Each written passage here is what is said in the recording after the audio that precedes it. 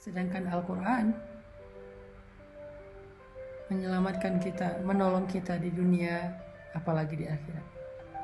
Iqra'ul Quran fa innahu ya'ti yaumal qiyamah syafi'an li ashabih, kata Nabi. Bacalah Al-Quran, karena sesungguhnya Al-Quran itu di hari kiamat akan menjadi penolong bagi orang yang membacanya. Kenapa sih Nabi selalu bilang hari kiamat, kenapa nggak di dunia? Karena kondisi di hari kiamat jauh lebih sulit daripada di dunia. Jadi kalau di hari kiamat aja yang kondisinya sangat sulit, masalahnya sangat besar, Al-Quran menolong kita, apalagi di dunia, gitu maksudnya. Jangan sampai kita ngerasa kayak, kenapa sih obrolan hadis itu selalu urusannya akhirat, kiamat, padang mahsyar? Kenapa nggak dunia sih? Itu maksudnya. Kalau di akhirat saja yang lebih berat masalahnya, lebih banyak bebannya, lebih sulit keadaannya, Allah menolong kita, Rasul menolong kita, Al-Quran menolong kita, apalagi di dunia yang ecek-ecek, yang receh banget. Teman-teman tahu nggak? Masalah kita di dunia itu sebesar apapun, seberat apapun, itu tuh receh banget dengan dibandingkan masalah nanti di akhirat. Receh banget loh. Kita merasa hidup kita sempit, sempit mana dengan alam kubur. Kita ngerasa hidup kita membosankan, lebih membosankan mana dengan sendiri di dalam alam barzakh. Kita ngerasa ditinggalkan di dunia oleh orang yang kita cintai, kita pasti akan ditinggalkan di padang mahsyar oleh orang yang kita cintai.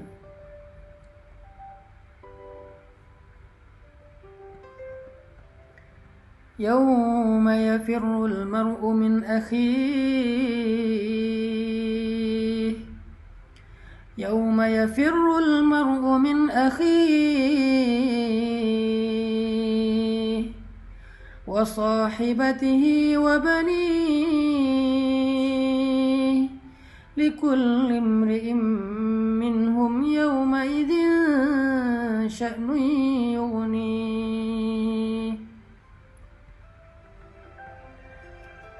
Hari ketika seseorang lari dari saudaranya, lari dari ibunya, atau lari dari anak-anaknya. Setiap orang pada hari itu sibuk dengan urusannya sendiri-sendiri. Lebih berat mana? Ditinggalkan oleh orang yang kita cintai di dunia, padahal kita masih punya keluarga, kita masih punya orang tua, kita masih punya anak, kita masih punya sahabat, kita masih punya banyak yang mencintai kita dan memperhatikan kita, cuma ditinggalkan oleh satu orang sementara di dunia. Lebih berat mana dengan ditinggalkan oleh semua orang di akhirat ketika kita dalam keadaan sangat membutuhkan teman untuk menolong kita. Semua ninggalin kita. Ibu ninggalin kita, ayah ninggalin kita, pasangan ninggalin kita, walaupun kita dikuburkan di sebelahan dengan dia, atau bahkan satu liang lahat dengan dia, ninggalin kita loh, tanpa ada kata-kata. Kalau di dunia mungkin ninggalin dengan banyak alasan. Maaf, kita kayaknya nggak cocok, kita jadi temenan aja, kita jadi adik kakak aja, aku kayaknya belum siap menikah, aku masih mau kuliah. Banyak alasan, baik-baik dia ninggalin kita. Di akhirat gak ada sepatah kata pun dia ucapkan, dia ninggalin kita begitu aja. Bahkan ketika dia ngelihat kita sedang diseret oleh malaikat, na'udzubillah, karena dosa-dosa kita pun, dia gak akan nolongin kita loh. Keluarga kita gak akan nolongin kita loh. Kita disiksa, mereka gak akan nolongin kita di padang mahsyar. Terus gimana dengan cerita hadis bahwa orang soleh akan menolong sahabatnya di dunia? Itu nanti kalau udah lewat perhitungan hisab. Ada banyak fase kan akhirat itu. Ada fase kematian, ada fase alam barzakh, ada fase kiamat, ada fase berbangkit, ada fase mahsyar, ada fase hisab, ada fase syafaat, ada fase sirat, ada fase surga, ada fase neraka. Puncaknya fase memandang wajah Allah. Fase mana yang kita akan sendiri? Pertama, fase kematian. Gak ada yang bisa menolong kita. Gak ada yang bisa menyembuhkan kita dari kematian. Kalla idza balagatit taraqi wa qila man raq wa qila man raq wa dhanna annahu al-firaq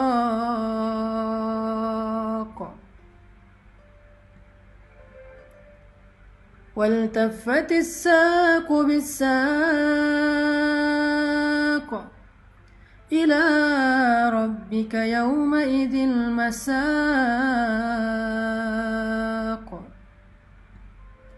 كلا kata Allah, sungguh idza balagatit taraqi, ketika roh nyawa sudah berada di kerongkongan, di tenggorokan, dicabut nyawa pelan-pelan dari ujung kaki, tiba-tiba jempol jadi dingin sampai ke batas pergelangan kaki, tiba-tiba kaki kita jadi dingin, lalu sampai kepada lutut, kaki kita menjadi dingin, sampai kepada pinggang, sampai di perut, sampai di dada, sesek sampai di sini kayak orang dicekek.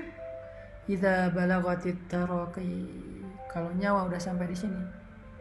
Wa qila man raq, perhatikan ayatnya, wa qila man raq. Kenapa saya berhenti tadi? Wa qila man raq, surat Al-Qiyamah. Wa qila man raq, kenapa saya berhenti? Kenapa enggak wa qila man raq? Kenapa wa qila man raq? Karena di situ ada tanda sakta. Sakta itu artinya diam. Jangan lanjutkan bacaan, tapi jangan bernafas dulu. Karena kalau udah bernafas namanya wakaf. Kalau nggak bernafas berhenti namanya sakta. Kita disuruh diam, tapi nggak boleh bernafas. Kenapa? Di situ ada filosofinya. Perhatikan terjemahannya. Wa qila man, ditanya kepada dia, siapa? Siapa sekarang? Jawab siapa? Lalu kenapa diam? Karena nggak ada yang bisa dijawab, nggak ada yang bisa jawab, nggak ada yang bisa ditunjuk siapa. Siapa apa? Rokok yang bisa menyembuhkan. Man rok, siapa? Diam yang bisa menyembuhkan. Kenapa harus diam dulu? Karena ketika nyawa sudah sampai di tenggorokan, gak ada yang bisa menolong, gak ada yang bisa menyembuhkan. Sehingga Allah bertanya, man, siapa yang akan nolong kamu sekarang? Gak ada. Kita diam. Dokter? Gak bisa. Dokter angkat tangan. Keluarga, ayah, ibu, pasangan, suami, istri, anak, walaupun mereka sangat mencintai kita, tapi mereka gak bisa buat apa-apa. Mereka gak bisa nolong kita sama sekali. Gak bisa loh. Jadi kalau kita lebih setia kepada keluarga daripada Allah, tanya aja sama diri kita masing-masing. Apakah mereka akan nolong kita nanti? Enggak. Kalau kita gara-gara anak jadi gak ke masjid, gara-gara keluarga jadi gak ke masjid, gara-gara pasangan jadi gak ke masjid, gara-gara keluarga jadi gak berhijab, gara-gara keluarga jadi gak sholat, gara-gara keluarga kita makan yang haram, kita mencari harta yang haram, gara-gara keluarga. Sekarang tanya, apakah kelak mereka bisa nolong kita? Jawabannya ada di Al-Qiyamah. Wa qila man raq, gak ada yang bisa nolong kita. Balik lagi kepada pembahasan tadi, boleh dengar musik selama itu bukan musik yang dilarang dalam Islam. Apa itu musik yang dilarang? Pertama, performernya adalah seorang cewek yang nonton cowok, nggak boleh. Kedua, isinya adalah tentang tubuh perempuan yang terlalu vulgar, atau tentang cinta-cintaan yang nggak halal, apalagi cinta semalam yang udah jelas-jelas haram, tentang baper-baperan, patah hati, pengen bunuh diri, lemah, nggak berdaya, yang syairnya melemahkan jiwa kita, itu dilarang. Tapi kalau lagu musik yang sekedar hiburan, motivasi, musik yang sekedar selingan, nggak ada bait-bait syair yang melemahkan semangat kita, maka nggak apa-apa. Tapi tetap itu nggak bisa memberi kebaikan kita di dunia atau di akhirat. Yang bisa ngasih kita kebaikan dunia dan akhirat itu Al-Quran. Maka dengarkanlah Al-Quran. Nasihat agama, maka carilah ilmu dan dengarkan nasihat ulama atau para da'i atau para ustaz. Zikir, kalimat-kalimat mulia dari nama-nama Allah, itulah yang bisa menyelamatkan kita dunia dan akhirat.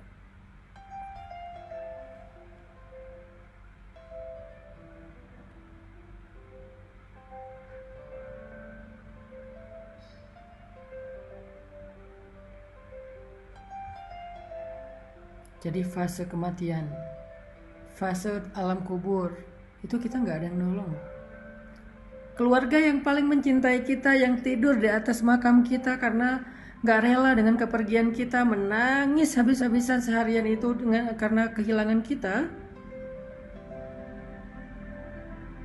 tetap dia akan melangkah pergi meninggalkan kita sendiri di kubur. Dia nggak akan nemenin kita di dalam alam kubur, nggak akan. Alam barzakh berapa lama? Sampai kiamat. Kalau kiamat masih 100 tahun lagi, berarti 100 tahun di dalam alam barzakh. Kalau 1000 tahun, berarti 1000 tahun di alam barzakh. Lalu ke kiamat sangkakala pertama, ada jeda sampai ke sangkakala kedua. Berapa lama jedanya? Paling cepat 50.000 tahun. Paling cepat 50.000 tahun antara sangkakala pertama dengan sangkakala kedua. Terompet pertama dengan terompet kedua. Ada 2 kali tiup terompet kan, malaikat Israfil. Jeda antara terompet pertama dengan terompet kedua paling cepat 50.000 tahun. Berarti kita di alam barzakh yang udah pasti 50.000 tahun plus dari kita meninggal sampai kiamat. Lama banget kan? Selama itu kalau kehidupan kita di kubur itu gak nyaman, gimana tuh? Bisa ditolong sama keluarga? Gak bisa. Lalu ditiup trompet yang kedua, berbangkit. Semuanya hidup lagi. Hidupnya fisik dan batin kayak sekarang. Kayak di dunia. Hidupnya tuh nyata banget. Bukan mimpi, bukan halusinasi. Benar-benar nyata. Zahiran wa jasadan. Zahiran wa batinan. Ruhan wa jasadan. Roh dan jasad kita sama kayak sekarang. Hidup lagi. Tapi beda dunianya. Kita sudah hidup sekarang di dunia, di alam yang bernama Ardul Mahsyar. Ardun bahasa Arab yang jadi bahasa Inggris. Ard jadi earth. Ard jadi earth. Ardud dunya wa ardul mahsyar. Ada 2 earth dalam Islam. Earth dunia yaitu bumi, earth mahsyar, kita nyebutnya padang mahsyar, tapi Islam menyebutnya bumi mahsyar. Ada bumi dunia, ada bumi mahsyar, ada 2 bumi. Bumi dunia namanya ardud dunia, bumi mahsyar namanya ardul mahsyar. Kita hidup lagi di padang mahsyar, bumi mahsyar. Gak ada pohon, gak ada lembah, gak ada bukit, datar semuanya. Gak ada rumah, gak ada kendaraan. Yang lebih berat lagi, gak punya siapa-siapa. Noleh kanan kiri ngelihat pasangan kita, ngelihat orang tua kita, mereka gak ngelihat kita. semuanya sibuk sendiri-sendiri. Gak pakai baju apa-apa. Harian kata Nabi, telanjang. Kata Sayyidah Aisyah ini kan perempuan yang sangat pemalu ya. Aduhai betapa memalukan hari itu. Saya gimana nanti ya Rasulullah, pada hari itu malu banget. Kata Nabi, ya Aisyah, gimana kamu merasa malu? Sedangkan semua orang sibuk sendiri-sendiri, termasuk kamu. Dan kamu akan lebih fokus kepada ketakutan kepada Allah karena akan disidang dibandingkan dengan rasa malu. Hilang udah rasa malunya karena saking takutnya. Gak ada rasa malu. Semalu apapun dia, sifat pemalunya besar banget, tetap aja rasa takutnya lebih besar sehingga mau menghilangkan rasa malu. Saking takutnya kata Allah di dalam surat Al-Muzammil. Hari ketika seorang anak kecil menjadi beruban. Wildana Shiba. Anak kecil hari ketika bangkit lalu diseru oleh malaikat untuk jalan. Ada yang jalannya dengan jalan normal, ada yang membungkuk, ada yang merangkak, ada yang merayap, ada yang tertatih-tatih, ada yang guling-guling. Saking menakutkan hari itu sampai anak kecil aja yang masih bayi, yang rambutnya tebal, yang masih bukan bayi, anak kecil yang rambutnya tebal hitam tiba-tiba menjadi putih. Saking takutnya. Masuk ke hari hisab. Hisab nggak ada yang nolong kita. Baru nanti beres hisab, Nabi akan menolong kita. Beres hisab atau ketika hisab, orang soleh akan menolong kita. Jadi sebelum terjadi hisab, perjalanan mahsyar yang jauh, bisa ribuan tahun juga itu, di dalam alam barzakh yang puluhan ribu tahun, ratusan ribu tahun, kita sendiri. Siapa yang nolong kita? Iqra'ul Quran fa innahu ya'ti yaumal qiyamah syafi'an li ashabih. Bacalah Al-Quran, karena Al-Quran akan datang pada hari kiamat untuk menjadi penolong bagi saudara, bagi pembacanya. Disitulah kita butuh Al-Quran. Musik kita udah gak butuh, lagu-lagu kita udah gak butuh, orang yang kita cintai saat itu kita gak butuh. Semuanya akan kita tinggalkan kecuali amal soleh kita.